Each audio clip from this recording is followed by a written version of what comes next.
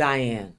Welcome to another episode of SFN News, your social justice network, where we highlight the stories that matter most to our community. Today's show is packed with important updates and insights, and we'll be sharing with you a powerful call to action you won't want to miss. We're glad you're here. Let's get started. PG&E's electric rates were raised 6 times over the prior 12-month period based on California Public Utilities Commission approvals. Understanding the California Public Utility Commission, or the CPUC. The California Public Utilities Commission, or CPUC, is a state agency that plays a key role in the daily lives of many Californians. It's responsible for overseeing companies that provide essential services like electricity, natural gas, water, telecommunications, and transportation like Uber, Lyft, shuttles, and some rail services. What does the CPUC actually do? Think of the CPUC as a watchdog, advisor, and regulator all rolled into one. Its responsibilities include making sure rates are fair. The CPUC reviews and approves the prices that utility companies charge, making sure they're reasonable while allowing the companies to stay financially stable. This is why many are puzzled by the six rate increases in a 12-month period. They're also responsible for keeping the public safe, looking out for consumers. The commission helps resolve complaints, unfair practices, and ensures transparency in how companies operate. Promoting a greener California as well. Improving access and innovation. The agency helps expand broadband to underserved communities and supports equal access to essential services. Also overseeing modern transportation, the CPUC regulates rideshare companies, certain buses, and private transportation to ensure they meet state requirements.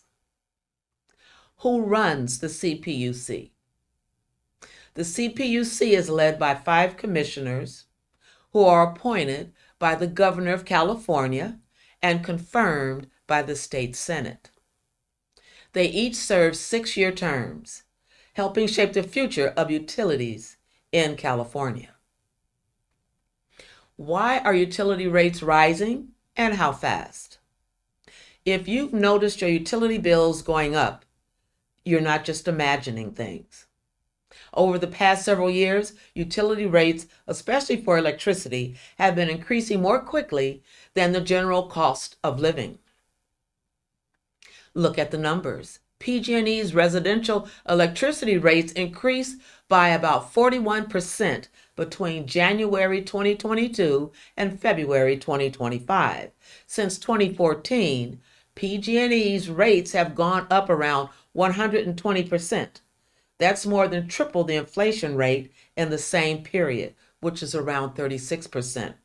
Across the board, residential electric rates in California have roughly doubled over the past 10 years, while inflation has risen by a much smaller margin, closer to 20 to 40%. Policy changes. Statewide efforts to support clean energy and solar access also impact how rates are structured. Utility profits and incentives.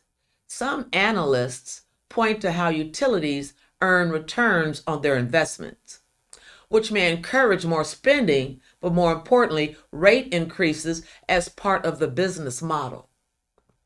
Wrapping it all up, CPUC plays a central role in shaping how utilities serve California, balancing safety, sustainability, innovation, and affordability. With rising rates, while rising rates are understandably a concern for many households, the reason behind them are complex and tied to both long-term challenges and evolving infrastructure needs, as well as satisfying their investors. If you have questions or concerns about your rates, there are often local hearings or opportunities to submit public comments to the CPUC. Your voice can help shape the future of utilities in California. Now, let's talk about women's shelters. And this is a call to action. A city of strength. The rising call for more women's shelters in San Francisco. In the heart of San Francisco, where resilience meets compassion, a quiet but powerful movement is gaining momentum. One that seeks to uplift and protect women facing the unimaginable challenge of homelessness. San Francisco is a city that has long prided itself on standing for justice and inclusion. And today, it stands at a crossroads with an incredible opportunity to ensure that every woman in San Francisco has a place to feel safe, supported, and seen. Why this matters most? Over 3,000 women in San Francisco are currently experiencing homelessness. These are mothers, daughters, grandmothers, survivors, and dreamers, each with a story worth hearing and a life worth protecting. Yet, only about 5% of shelter space is currently reserved specifically for women. That gap is not just a statistic, it's a call to action. It's a reminder that we can do better. Many women find themselves avoiding co-ed shelters out of fear for their safety. Some have experienced harassment, rape, and violence. Well, rape is part of violence. Choosing instead to sleep outdoors or seek refuge in a 24-hour drop-in centers with reclining chairs, simply because they feel safer than anywhere else. But San Francisco is listening, and change is on the horizon. The power of community. Progress already underway. City leaders, nonprofit organizations, and everyday citizens are stepping forward with creative solutions and bold ideas. The city has committed to adding emergency housing vouchers just for women. Proposition A, passed in 2024, allocates major funding to build new housing for survivors of domestic violence. A working group has formed to reimagine how San Francisco cares for unhoused women, looking not just for temporary fixes, but for lasting, transformative solutions. And perhaps most inspiring of all, the voices of women themselves, courageous and clear, are at the center of this change.